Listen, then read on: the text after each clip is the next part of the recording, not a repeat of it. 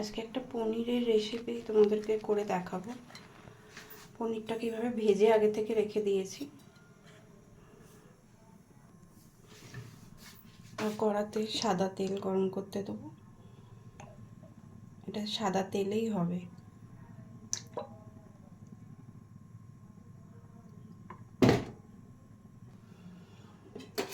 তেলটা হালকা গরম হয়ে গেলে এটা একটু আদা বাটা দেবো, সাথে একটু টমেটো দিয়ে দেবো, একটু সামান্য জিরে গুঁড়ো, এবার একটু মশলাটা নাড়াচাড়া করতে হবে।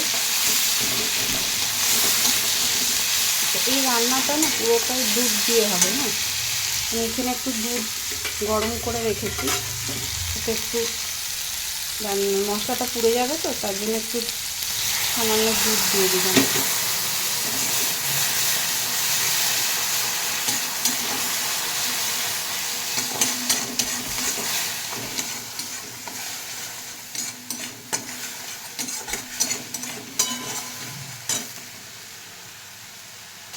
এবার একটু হিং দিয়ে দিচ্ছি।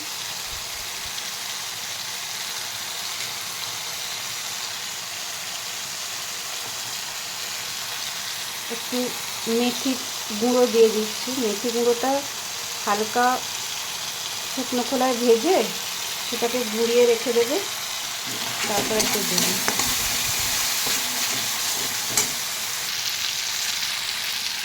এবার একটু চিনি অ্যাড করছি, এটা একটু মিষ্টি মিষ্টি হয়।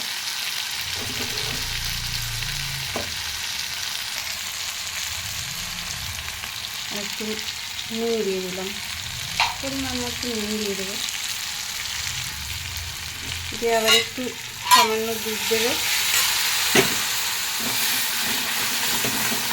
দিয়ে তোমার সাথে ভালো করে কষবে।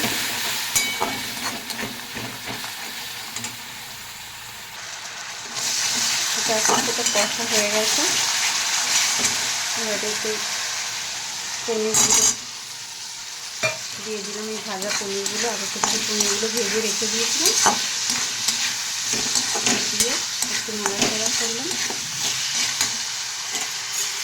করে আর একটু দুধটা ঢেলে দিলাম।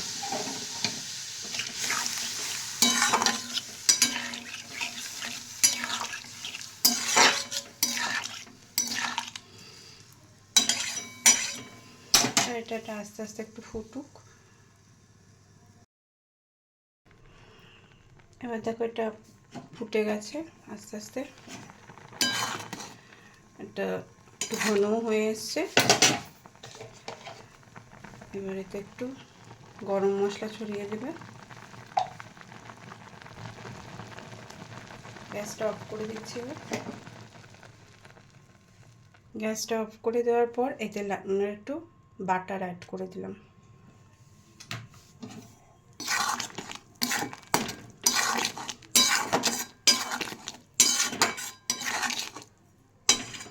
এটা রেডি হয়ে গেছে। আমি এবার এটা তোমাদেরকে সার্ভ করে দেখাচ্ছি।